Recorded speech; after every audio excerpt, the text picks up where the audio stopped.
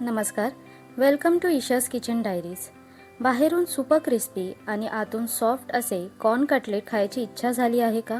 मग ही रेसिपी नक्की ट्राय करा आणि व्हिडिओ शेवटपर्यंत बघायला विसरू नका.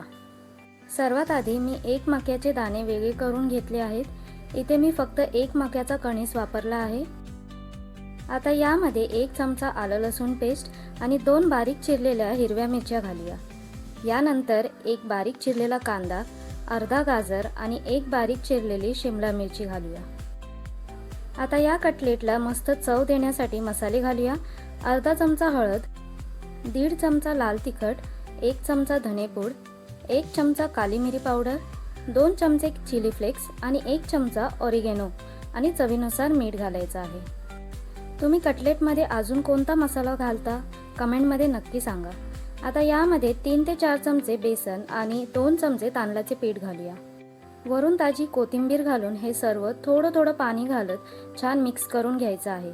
लक्षात ठेवा, जास्त पाणी अजिबात वापरायचं नाही, कारण कॉर्नमधून ओलावा सुटतो आणि बॅटर आणखी पातळ होऊ शकतं. आता हाताला थोडंसं तेल लावून ग्रीस करून घेऊया, म्हणजे मिश्रण हाताला चिकटणार नाही. यानंतर या मिश्रणाचे छोटे छोटे गोळे घेऊन त्यांना कटलेट किंवा टिक्कीचा आकार देऊया. असं सोपं आणि हेल्दी स्नॅक तुम्ही आधी कधी ट्राय केला आहे का?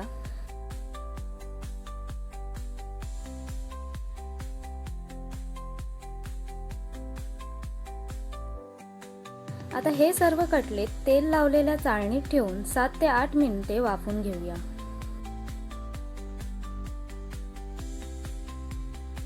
वाफवून घेतल्यामुळे हे कटलेट तुम्ही फ्रीजमध्ये स्टोअर करून ठेवू शकता आणि जेव्हा खायची इच्छा होईल तेव्हा फक्त शॅलो फ्राय करून गरमागरम सर्व करू शकता.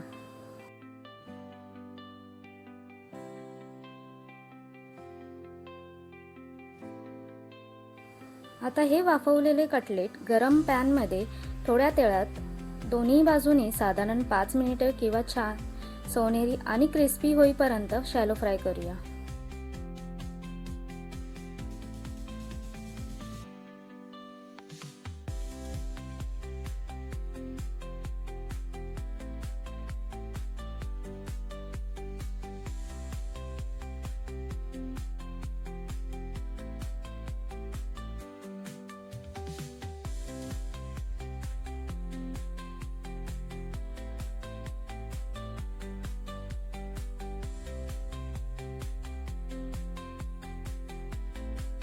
तयार आहेत आपले सुपर क्रिस्पी, बाहेरून खुसखुशीत आणि आतून रसाळ कॉर्न कटलेट.